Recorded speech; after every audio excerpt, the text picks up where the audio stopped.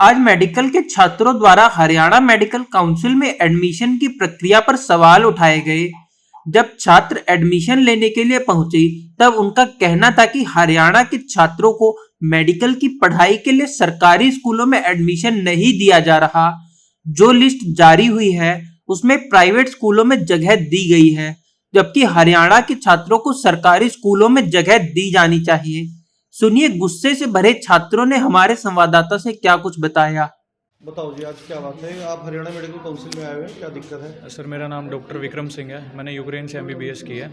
हमने यहाँ पे प्रोविजनल रजिस्ट्रेशन के लिए अप्लाई किया था। तो जब इनकी 6 तारीख को गाइडलाइन निकली थी, 6 नवंबर को, इन्होंने कहा था कि जो सीटें मिलेंगी वो जो हरियाणा का डोमिसाइल है जिसके पास, उसको फर्स्ट प्रेफरेंस देंगे। उसके बाद NBE के मार्क्स देखे जाएंगे, जो हमारा FMG का एग्ज़ाम होता है, उसके अकॉर्डिंग इन्होंने बोला था कि हम ऐसे देंगे।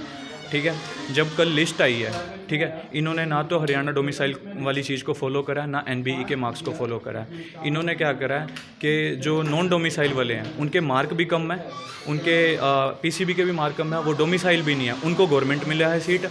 हम डोमिसाइल वाले, हमारे मार्क भी ठीक हैं और हमको प्राइवेट में मिला है। ठीक है, और कितने बच्चे हैं? ऐसे बहुत सारे बच्चे हैं सर, बहुत सारे बच्चे हैं इसके अंदर। सीटें जैसे करनाल में कल्पना चावला मेडिकल कॉलेज है सर, उसमें 127 सीटें हैं, 60 भर गई हैं। अब 129 है, 60 भर गई हैं। अभी और भी सीट हैं, लेकिन वो अलॉट नहीं करी गई हमारे को प्राइवेट कॉलेज दे दिया, जिनकी फीस से भी 2.5 लाख रुपये सुनने में आया हमारे को। ठीक है, जज्जर, जैसे मेरे को जज्जर मिला। मैं खुद करनाल से हूँ, मेरी फर्स्ट प्रेफरेंस थी करनाल। मैंने 5 कॉलेज प्रेफरेंस में भरी थी, 5 में से कोई भी मेरे को नहीं मिला। मेरे को रैंडम कुछ उठा के दे दिया इन्होंने। किसी को कुछ नहीं मिली उसमें से। जो लिस्ट ने हमको चॉइस लिस्ट के लिए दी थी एक, कि उनमें से 10 to 12 जो कॉलेजेस थी, उनमें से हमको भर के देनी थी 5 चॉइस के हिसाब से। उनमें से कुछ नहीं मिली। जो लोअर मार्क्स वाले थे, नॉन डोमिसाइल में थे, 153, 154, उनको गवर्नमेंट मिल रही है। और जो 180, 190 वाले मार्क्स है, उनको प्राइवेट मिल रही है, जिनकी फीस भी उन्हें पे करनी है। तो ये हम इनका जो नोटिफिकेशन है उसके रूल्स के बेसिस पे ही सीटें अलॉटमेंट होना चाहते हैं, लेकिन इन्होंने उस नोटिफिकेशन का कोई रूल फॉलो नहीं किया।